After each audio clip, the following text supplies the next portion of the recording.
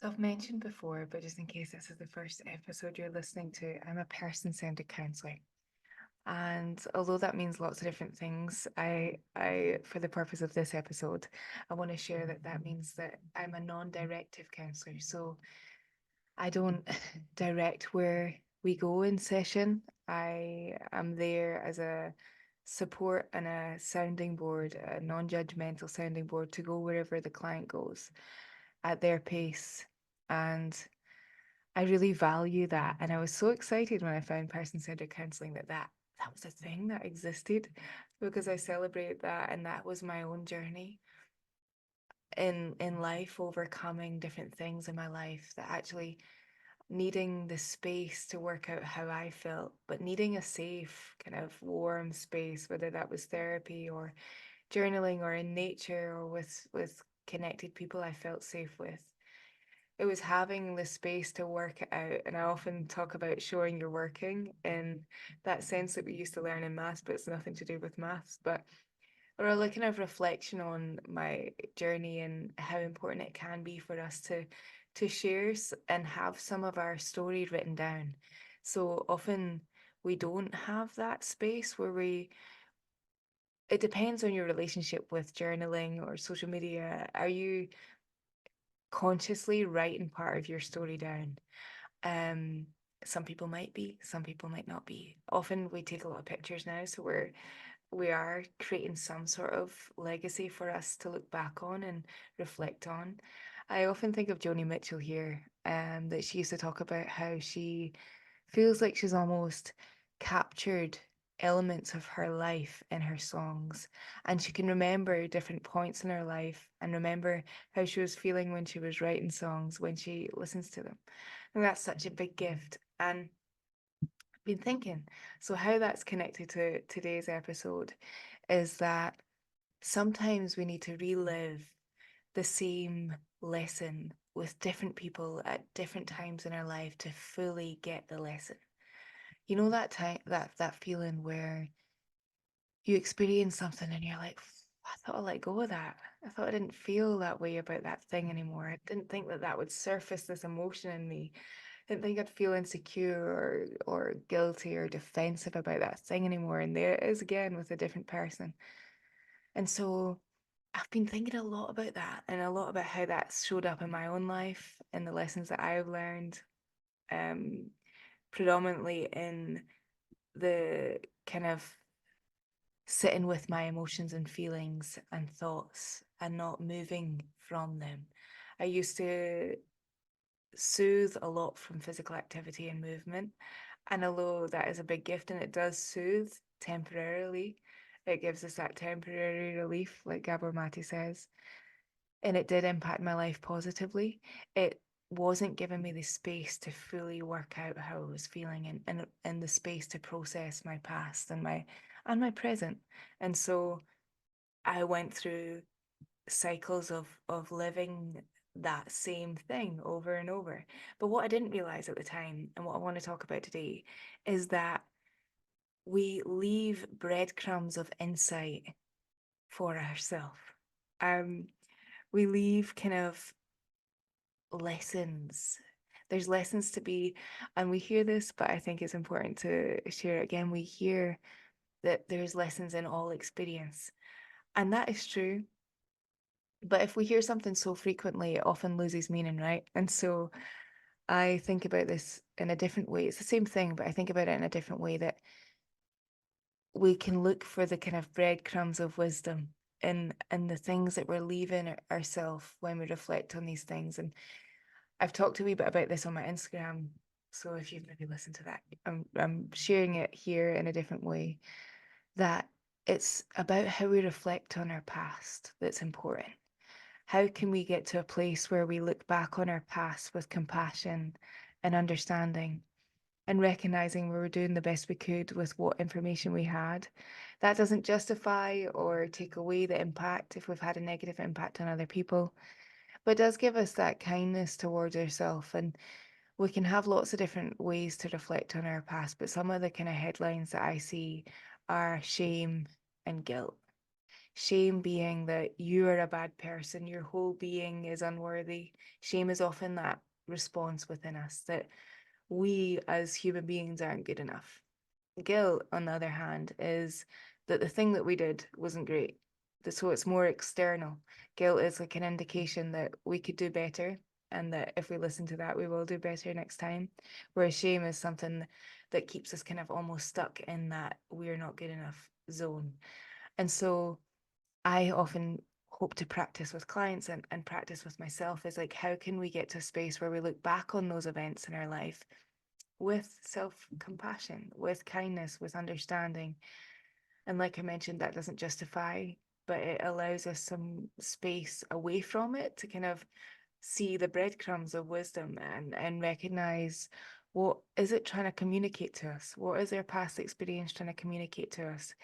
What was our bodies doing for us in those moments? If it's a space where we felt unsafe, was our bodies kicking into a kind of fight or flight where we were defensive or we wanted to defend ourselves, or did we want to leave the situation, or did we shut down, did we not have a voice to really stick up for ourselves and advocate for ourselves in the moment and communicate how we were feeling?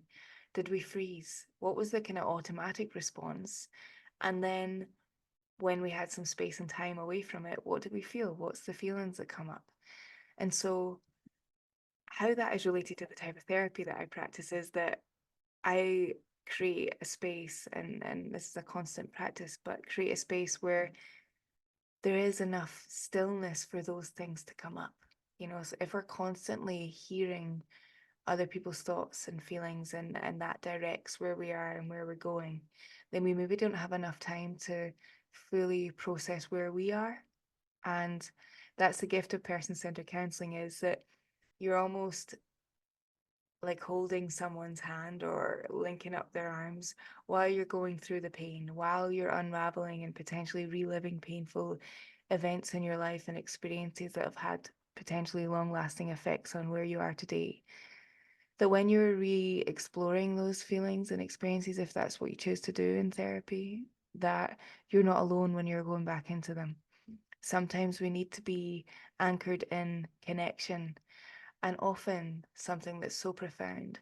Often, if relational rupture happens, if we experience pain in relationship when we're growing up, often the healing has to happen in relationships. So, potentially, an example could be that we felt unsafe and someone betrayed our trust.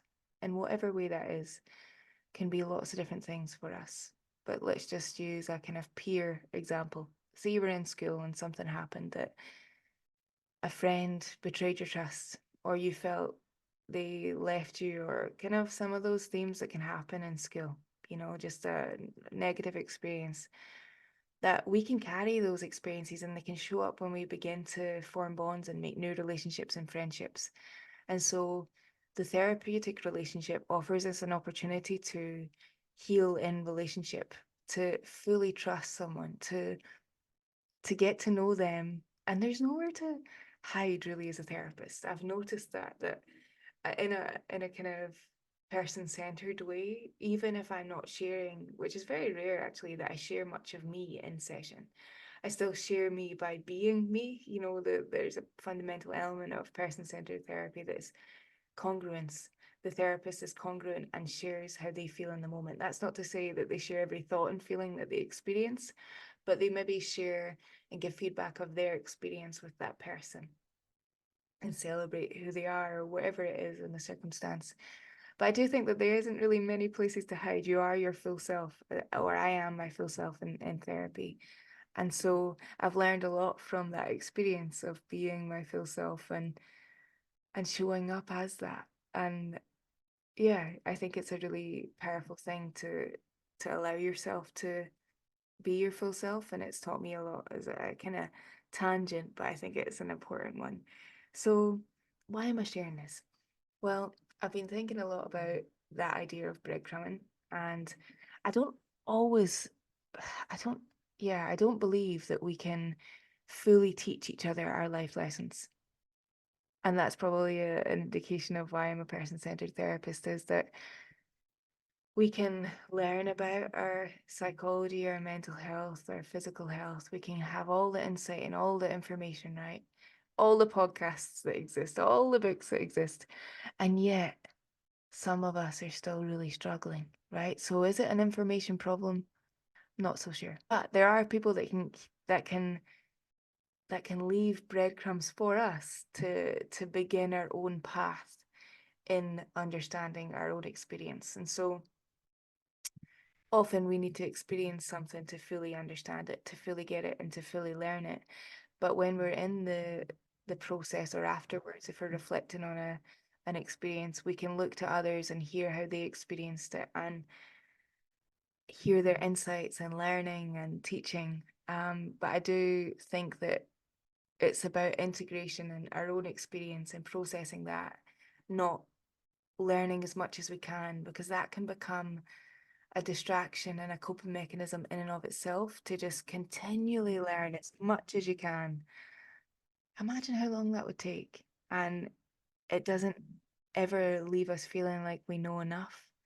I think that's the biggest thing for me when I hear and see so many people absorbing so much information, and it resonates with me fully. And so that's maybe why I still feel a sort of way about it, is that I see that in myself, my past self, of not feeling worthy, not feeling good enough, and thinking that I had to go on this journey of learning as much as I could to feel in some way good enough. And it never felt like enough. I always had to do it again the next day. It was almost like it reset.